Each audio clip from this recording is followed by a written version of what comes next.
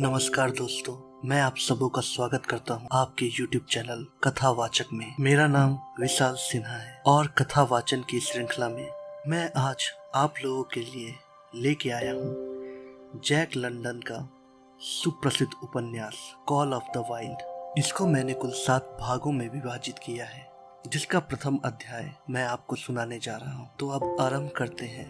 अध्याय 1। एक कुत्ता था, उसका नाम था बक।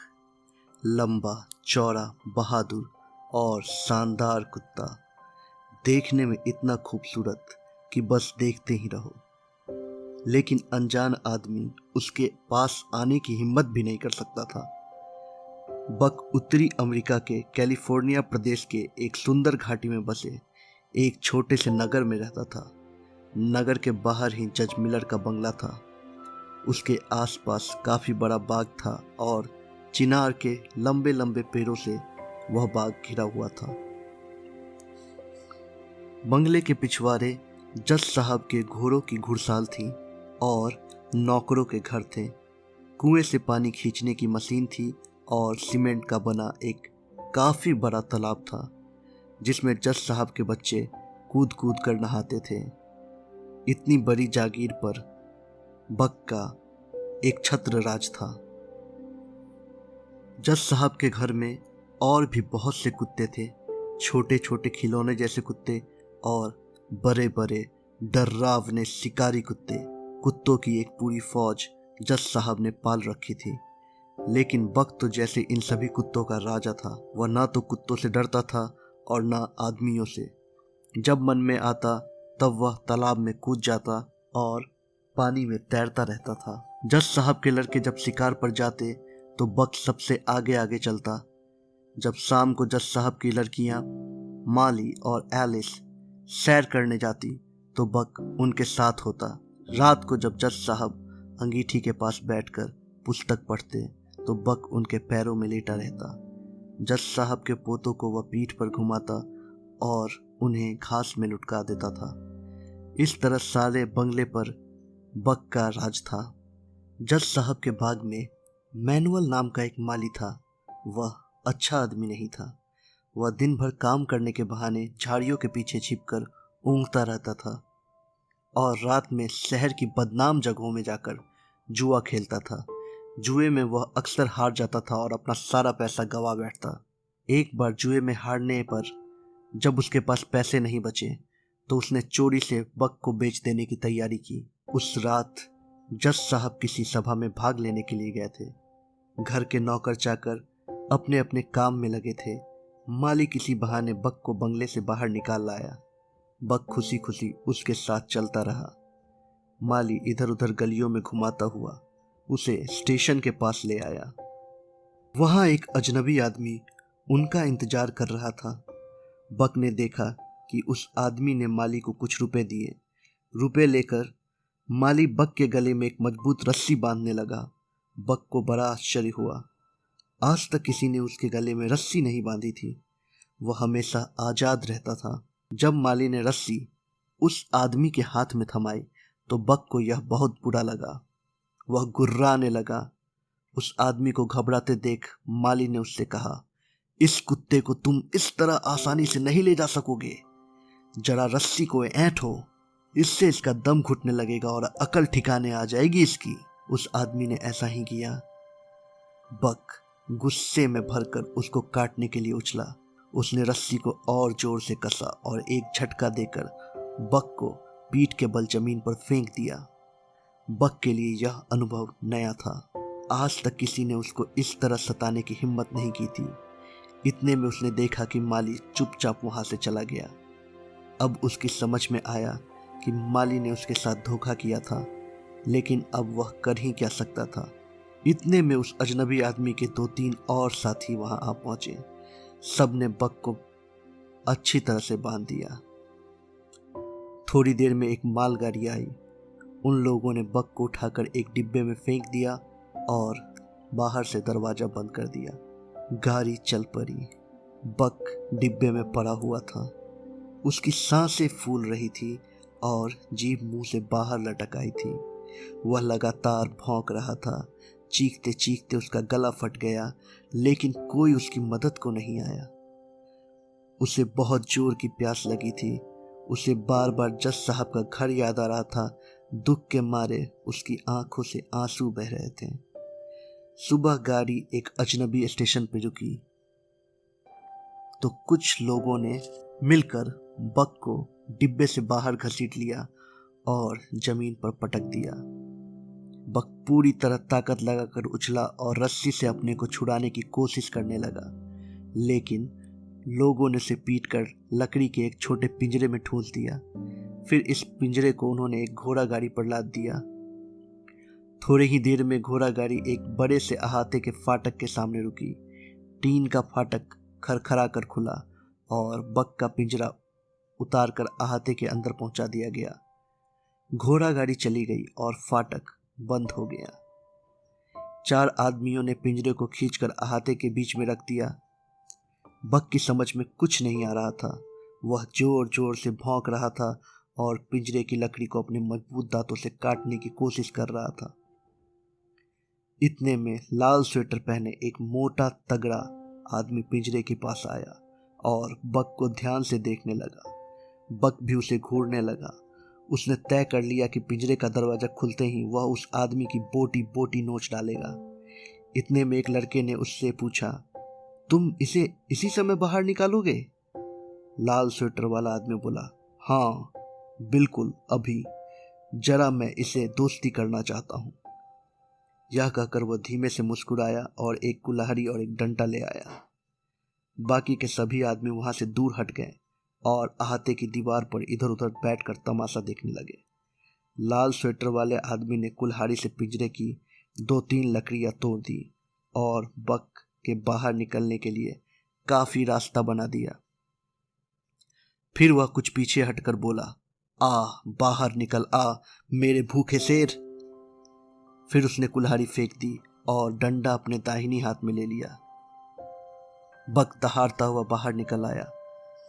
अब उसे अपने सताने वालों से निपटने का मौका मिला था। वह बहुत गुस्से में था।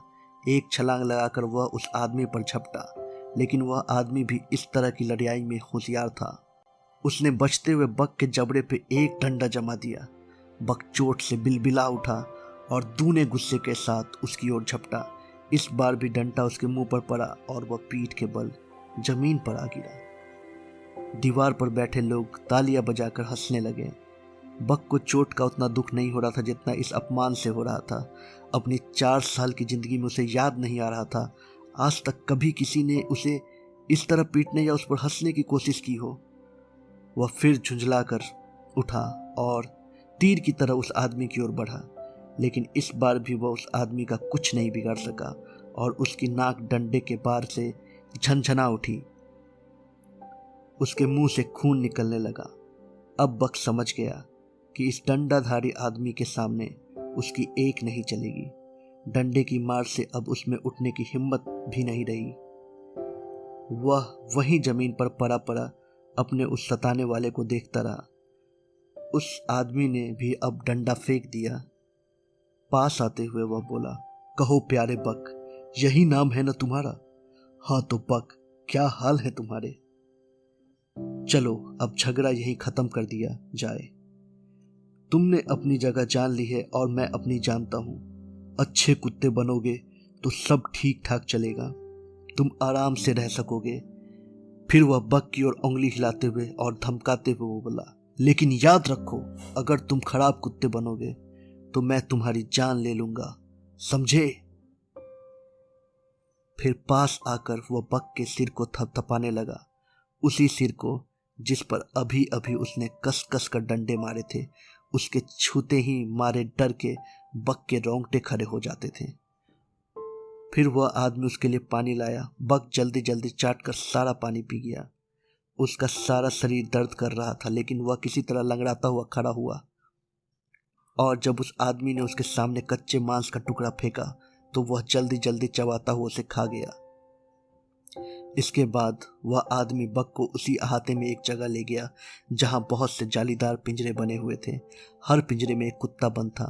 जब बक वहां पहुंचा तो सभी कुत्ते उसे देखकर भौंकने लगे।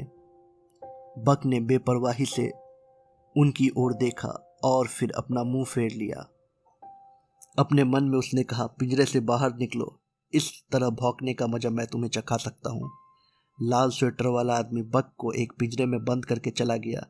अब यही बक का घर था।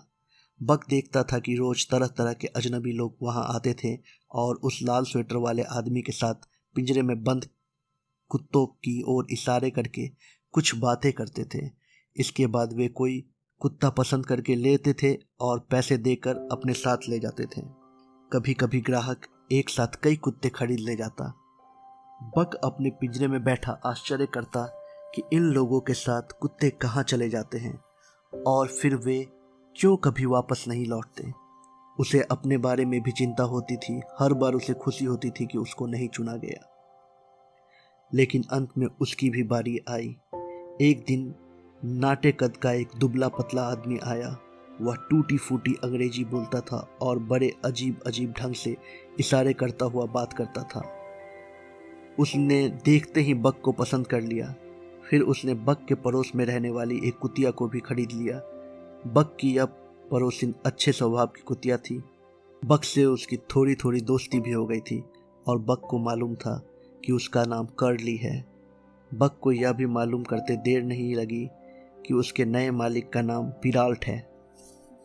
पिराल्ट दोनों कुत्तों को लेकर बंदरगाह पर पहुंचा। बक ने देखा वहां पर एक बड़ा सा जहाज खड़ा है। सब लोग जहाज पर चढ़ गए। पिराल्ट उन दोनों को लेकर जहाज के निचले हिस्से में पहुंचा। वहां एक बड़े से कमरे में और 2-3 कुत्ते बैठे हुए थे।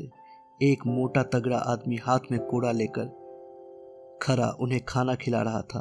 पिराल्ट ने अपने कुत्ते उस आदमी के हवाले कर दिए और फिर वह ऊपर जहाज की डेक पर चला गया। उस चौकीदार का नाम फ्रांकोइस था। फ्रांकोइस ने बक और कर्ली को कमरे के एक कोने में ला बिठाया। बक को थोड़ी ही देर में मालूम हो गया कि उसके दूसरे साथी किस स्वभाव के हैं।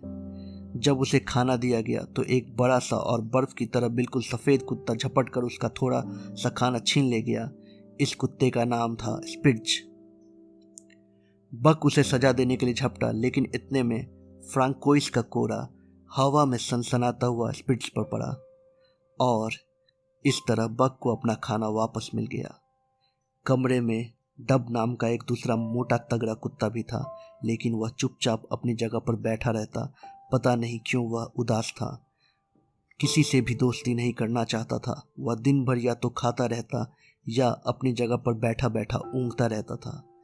बक और कर्ली ने 1-2 बार उससे दोस्ती करने की कोशिश की, लेकिन हर बार नाराज होकर वह गुर्राने लगता था। कई दिनों तक जहाज चलता रहा। जहाज के हिलने डुलने से बक को बड़ा अजीब लगता था।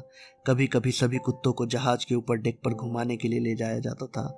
तब चारों ओर दूर तक फैले समुद्र को देखकर बक को चक्कर आने लगता था। उसकी समझ में नहीं आ रहा था कि उसे और उसके साथियों को कहाँ ले जाया जा रहा है। लेकिन अगर बक कुत्ता न होकर आदमी होता तो उसे यह आसानी से मालूम हो सकता था कि उन दिनों अमेरिका के उस इलाके में अच्छे मोटे ताजो कुत्तों की मांग बहुत बढ़ गई थी, जो बर्फ पर चलने वाली स्लेज गाड़ियों में जोते जा सकते थे। उन दिनों यह खबर जोरों से फैली थी कि उत्तरी ध्रुव के आसपास के इलाकों में सोने की खानें हैं। सोने की खोज में बहुत से लोग उस बर्फीले इलाके में कुत्ता गाड़ी में इधर उधर घूमते रहते थे। इन लोगों ने बर्फीले इलाके में ही जगह जगह अपनी छोटी छोटी बस्तियां बसा रखी थी। सरकार को भी इनकी देखभाल के लिए इनकी चिट्ठियां ले जाने के लिए अपने कुछ आदमी रखने पड़े थे, जो कुत्ता गाड़ी में डाक के थैले पहुंचाया करते थे। पिराल्ट ऐसा ही सरकारी कर्मचारी था। वह बर्फीले इलाकों में डाक पहुंचाने का काम करता था। उसने बक और कर्ली को अपनी कुत्ता गाड़ी में जोतने के लिए खरीदा था। जहाज बराबर आगे बढ़ रहा था। बक ने महसूस किया कि अब मौसम दिनों दिन ठंडा होता जा रहा है। ऐसी ठंड उसने जज साहब के घर में कभी महसूस नहीं की थी। इस तेज ठंड के कारण उसे एक दिन तब मालूम हुआ जब जहाज एक जगह पर रुका और सभी कुत्ते को जहाज से नीचे उतारा गया। ठंडी जमीन पर पहला कदम रखते ही बक के पैर वहां कीचड़ जैसी फैली एक बहुत सफेद चीज में धंस गए। वह गुर्रा कर पीछे की ओर हटा। यह सफ़ेद चीज आसमान से भी बराबर गिर रहा था। उसने अपने को झटक कर साफ किया, लेकिन वह और अधिक उस पर गिराई। बक की समझ में नहीं आया कि वह क्या है। जब उसने जीभ से उसे थोड़ा सा चखा तो उसकी जबान ऐंठ कर रह गई और थोड़ी ही देर में वह चीज उसके मुंह में गायब हो गई। बक इससे चक्कर में पड़ गया और देखने वाले खिलखिलाकर हंस पड़े। बक को बड़ा बुरा महसूस हुआ, लेकिन उसकी समझ में कुछ नहीं आया, क्योंकि अपनी जिंदगी में उसने पहली बार यह बर्फ देखी थी।